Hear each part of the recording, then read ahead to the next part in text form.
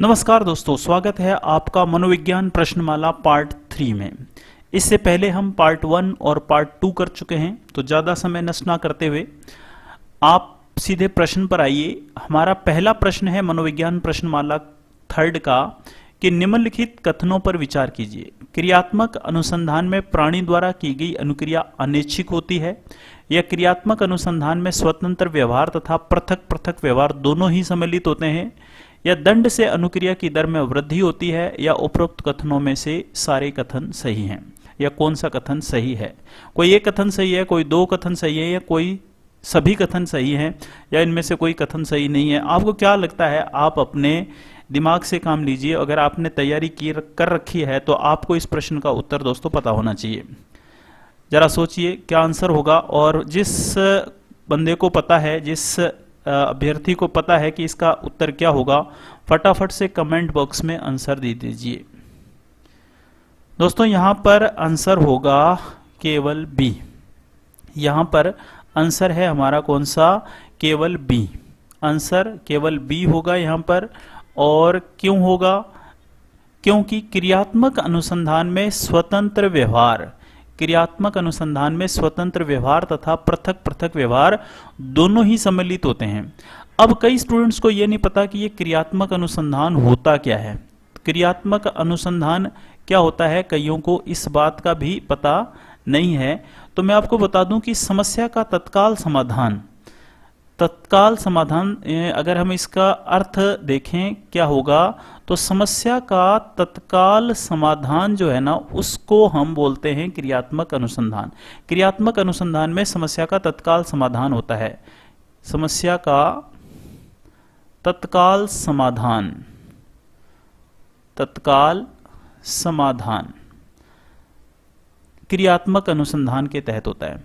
और ये क्रियात्मक अनुसंधान करता कौन है दोस्तों? क्रियात्मक अनुसंधान वही व्यक्ति करता है जो समस्या से प्रत्यक्ष रूप से जुड़ा होता है। समस्या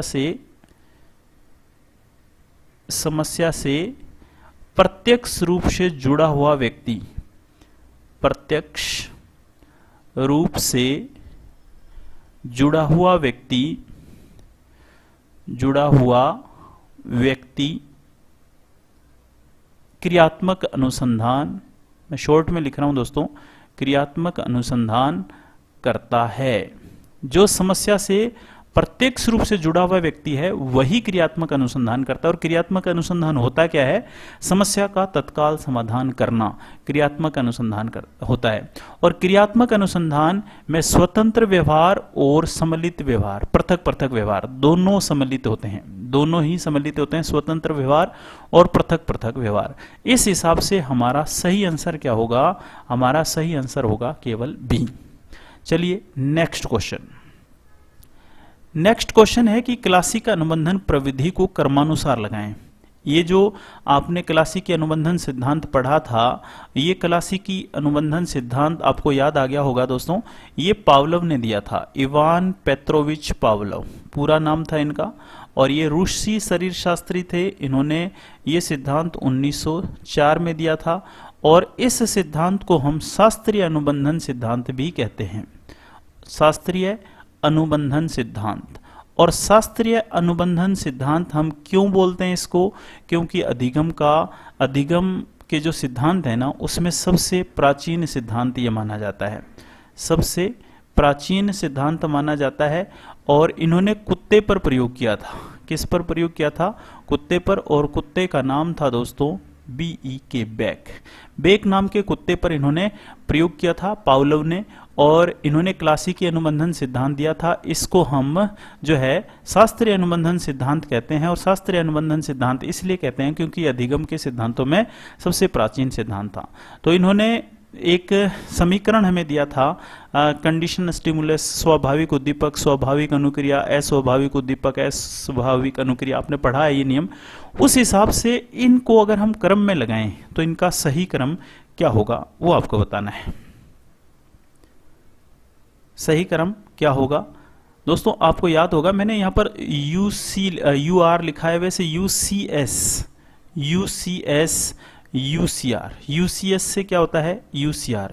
और CS plus UCS, S word यहाँ पर जो है ना ये स्टिमुलस को बताता है। इससे भी क्या होता है UCR, और लास्ट में क्या हुआ था CS से क्या हुआ था CR। तो ये समीकरण हमें पावलोव ने बताया था अपने प्रयोग के आधार पर। इस हिसाब से ये जो अपने यहाँ पर 4 क्रम है हमारे पास UR, US प्लस CS और CS, इसके हिसाब से सही क्रम क्या होगा। तो दोस्तों यहाँ पर सही आंसर होगा हमारा ये वाला C से आंसर जो है ना ये होगा। ठीक है, क्या होगा US प्लस CS, यानी कि ये रहा US प्लस CS, और उसके बाद दूसरा जो है ना D CS ये वाला, और उसके बाद B US, और उसके बाद यहाँ पर होगा A UR। तो इस हिसाब से ये सही क्रम बनेगा हमारा इस समीकरण के हिसाब से। और ये समीकरण किसने दिया था, इवान पेत्रोविच पावलोव ने, जिन्होंने क्लासिकी अनुबंधन सिद्धांत दिया था। चलिए नेक्स्ट क्वेश्चन है हमारा क्वेश्चन नंबर 3 कि कौन सा युग्म सुमेलित है। आपको बताना है सुमेलित कौन सा है। आदत शक्ति पावलोव, प्रयास और त्रुटि थॉर्नडाइक, सामीप्यता स्किनर और असंगतता हल। कौन सा युग्म सुमेलित है बताएं दोस्तों। यहां पर कौन सा युग्म सुमेलित है, तो यहां पर दोस्तों युग्म जो सुमेलित है ना वो ये है, कौन सा बी, प्रयास और त्रुटि। थॉर्नडाइक ने दिया था ये प्रयास और त्रुटि। ये जो थॉर्नडाइक है ना इसको प्रथम शैक्षिक मनोवैज्ञानिक भी कहा जाता है। ये थे प्रथम शैक्षिक मनोवैज्ञानिक, प्रथम शैक्षिक मनोवैज्ञानिक थे, और पशुओं पर प्रयोग करने वाले प्रथम मनोवैज्ञानिक भी थे। पशुओं पर प्रयोग करने वाले प्रथम मनोवैज्ञानिक, पशुओं पर प्रयोग करने वाले प्रथम मनोवैज्ञानिक ये थे। प्रयास और त्रुटि सिद्धांत दिया था इन्होंने थॉर्नडाइक ने, और इन्होंने प्रयोग किया था किस पर, इन्होंने प्रयोग किया था बिल्ली पर, बिल्ली पर प्रयोग किया था, उलझन पेटिका का निर्माण किया था। ये सही है। और ये जो सामीप्यता बताया ना इन्होंने, ये स्किनर नहीं है। यहां पर कौन होते, यहां पर होते एडविन गुथरी। एडविन गुथरी इन्होंने जो है ना सामीप्यता के बारे में बताया था। और हल ने कौन सा सिद्धांत दिया था, हल ने प्रबलन का सिद्धांत दिया था। प्रबलन सिद्धांत, प्रबलन का सिद्धांत जो है ये हल ने दिया था। ओके, पावलोव के बारे में हम जानते हैं कि पावलोव ने क्लासिकी अनुबंधन सिद्धांत दिया था। हमारे से पूछ रहा कौन सा युग्म सुमेलित है, तो यहां पर सेकंड वाला युग्म जो है ना ये सुमेलित है। और ये जो हल ने प्रबलन का सिद्धांत दिया था इन्होंने 1915 में दिया था। और 1915 में इन्होंने एक बुक लिखी थी प्रिंसिपल ऑफ बिहेवियर। कौन सी बुक लिखी थी इन्होंने, principles of behaviour. Principles of behaviour को हिंदी में कहते हैं दोस्तों मनोविज्ञान, व्यवहारवाद के व्यवहार के सिद्धांत, व्यवहार के सिद्धांत प्रिंसिपल ऑफ बिहेवियर। ये पुस्तक लिखी थी किसने, हल ने लिखी थी। तो ये क्वेश्चन हो गए 3। क्वेश्चन नंबर 4 की बात करते हैं। क्वेश्चन नंबर 4 है अधिगम व्यवहार या व्यवहारात्मक अंतः शक्ति में अपेक्षाकृत स्थायी परिवर्तन है। यह कथन किसका है, हर्गेनहोस का, किम्बल का, स्किनर का या हल का। अधिगम व्यवहार या व्यवहारात्मक अंतःक्रिया में अपेक्षाकृत स्थायी परिवर्तन है। ये हर्गेनहोस का कथन है, किम्बल का है, स्किनर का है या हल का है। तो दोस्तों ये कथन जो है ना हर्गेनहोस का है। ये कथन किसका है, हर्गेनहोस का। Question number 5।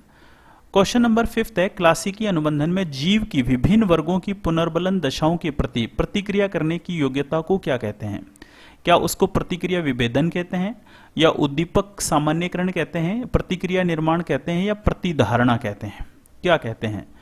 अब इस टाइप के जो प्रश्न होते हैं ना उनके उत्तर तभी दे पाओगे आपको जब पता होना चाहिए कि प्रतिक्रिया विभेदन क्या है, आपको ये पता होना चाहिए कि उद्दीपक सामान्यकरण क्या है, आपको ये पता होना चाहिए कि प्रतिक्रिया निर्माण क्या है या प्रतिधारणा क्या है। जब तक आपको इन शब्दों के अर्थ नहीं पता होते तो आप इस टाइप के प्रश्नों के उत्तर देने में असमर्थ ही रहेंगे।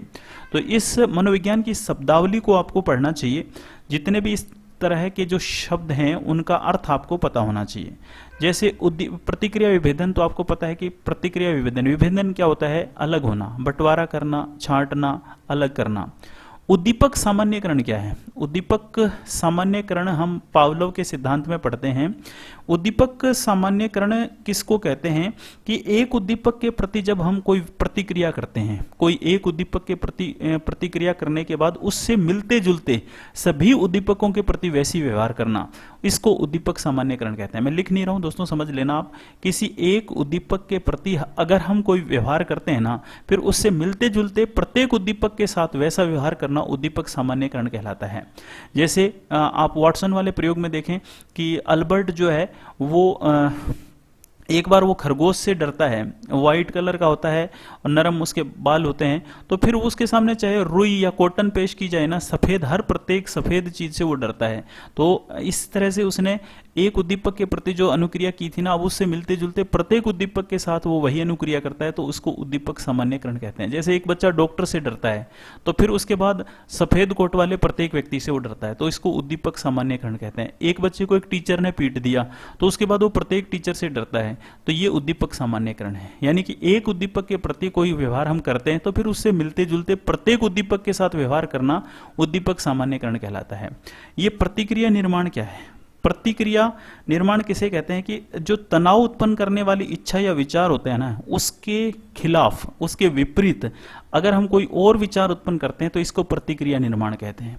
कोई ऐसा विचार जो आपको तनाव देता है, कोई भी ऐसा व्यवहार, कोई भी ऐसी इच्छा, कोई भी ऐसा विचार जो आपको तनाव देता है, तो आप उस तनाव के खिलाफ एक नए विचार को उत्पन्न कर लेते हैं अपने दिमाग में, तो इसको प्रतिक्रिया निर्माण कहते हैं। और प्रतिधारणा, प्रतिधारणा तो आपको पता ही है, धारणा या प्रतिधारणा एक ही बात है कि मन को एक विचार में बांध लेना, किसी मन में कोई भी एक विचार लाना, किसी व्यक्ति के प्रति भी हो सकता है, किसी वस्तु के प्रति भी हो सकता है, इसको हम प्रतिधारणा कहते हैं। तो यहां पर इन सभी जो शब्दों के अर्थ मैंने आपको बता दिए। अब हमें बताना है इस प्रश्न का उत्तर कि क्लासिकी अनुबंधन में जीव की विभिन्न वर्गों की पुनर्बलन दशाओं के प्रति प्रतिक्रिया करने की जो योग्यता होती है ना, उसको हम क्या कहते हैं। तो दोस्तों अब आपको उत्तर मिल गया होगा कि इसको हम क्या बोलते हैं? उद्दीपक सामान्यकरण कहते हैं। उद्दीपक सामान्यकरण कहते हैं। चलिए नेक्स्ट क्वेश्चन पर बढ़ते हैं हम, और अगला हमारा क्वेश्चन है 6 नंबर, ये कि क्रिया प्रसूत से तात्पर्य शाब्दिक रूप से किस व्यवहार से होता है? क्रिया प्रसूत, क्रिया प्रसूत से तात्पर्य शाब्दिक रूप से किस व्यवहार से होता है? वातावरण को प्रभावित करने से होता है, या विभेदन प्रशिक्षण, या वातावरण के उद्दीपकों से उत्पन्न व्यवहार, या इनमें से कोई नहीं? क्या आंसर हो सकता है दोस्तों? क्रिया प्रसूत से तात्पर्य शाब्दिक रूप से किस व्यवहार से होता है? वातावरण को प्रभावित करना, विभेदन प्रशिक्षण, वातावरण के उद्दीपकों से उत्पन्न व्यवहार, या इनमें से कोई नहीं? दोस्तों यहां पर हमारा आंसर है वातावरण के उद्दीपकों से उत्पन्न व्यवहार। क्या आंसर होगा? वातावरण के उद्दीपकों से उत्पन्न व्यवहार। क्रिया प्रसूत से तात्पर्य शाब्दिक रूप से वातावरण के उद्दीपकों से उत्पन्न व्यवहार को कहा जाता है। क्वेश्चन नंबर 7वां, किससे प्राणी को नया व्यवहार उत्पन्न होता है? निम्न में से किससे प्राणी को नया व्यवहार उत्पन्न होता है? सीखने की क्रिया से, भूलने की क्रिया से, पुनर्बलन की क्रिया से, या उपरोक्त सभी से? किससे प्राणी को नया व्यवहार उत्पन्न होता है? जाहिर सी बात है, जब हम कुछ चीज सीखेंगे तो हमारे को नया व्यवहार मिलेगा। तो यहां पर कोई ज्यादा डिफिकल्ट या मुश्किल क्वेश्चन नहीं है। यहां पर आंसर होगा सीखने की क्रिया से। सीखने की क्रिया से प्राणी को नया व्यवहार उत्पन्न होता है प्राणी में। चलिए दोस्तों 8वां क्वेश्चन, इस तरह के निष्पादन जो अधिगम पर आधारित नहीं होते, उसका कारण निम्नलिखित में से क्या होता है? अपरिपक्वन मतलब अपरिपक्व, इमेच्योर होना, इमेच्योरिटी, परिपक्वता यानी कि मेच्योरिटी, पुनर्बलन, या अधिगम? सोचें क्वेश्चन को, थोड़ा सोचने वाला क्वेश्चन है कि इस तरह के निष्पादन जो अधिगम पर आधारित नहीं होते, उनका कारण निम्नलिखित में से होता है? अपरिपक्वन, परिपक्वता, पुनर्बलन, या अधिगम?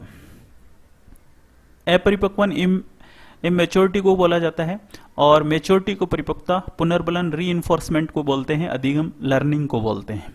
यहां पर सही आंसर क्या होगा? इस तरह के निष्पादन जो अधिगम पर आधारित नहीं होते, अधिगम पर आधारित नहीं होते ना, वो परिपक्वता के आधार पर होते हैं, मेच्योरिटी के आधार पर होते हैं। तो हमारा यहां पर आंसर होगा बी। चलिए क्वेश्चन नंबर 9। क्वेश्चन नंबर 9 है, अधिगम परिस्थिति के पूर्ण रूप से आंतरिक प्रतिनिधित्व को क्या कहते हैं? पुनर्बलन कहते हैं, संज्ञानात्मक नक्शा कहते हैं, विभेदन कहते हैं या विलोपन कहते हैं? अधिगम परिस्थिति के पूर्ण रूप से आंतरिक प्रतिनिधित्व को क्या कहते हैं दोस्तों? पुनर्बलन, संज्ञानात्मक नक्शा, विभेदन या विलोपन? विलोपन का अर्थ तो होता है कोई व्यवहार हमने सीखा था धीरे धीरे उसको भुला देना, विभेदन होता है बांटना, और संज्ञानात्मक नक्शा क्या होता है? यहां पर हमारा आंसर संज्ञानात्मक नक्शा ही है, लेकिन ये होता क्या है?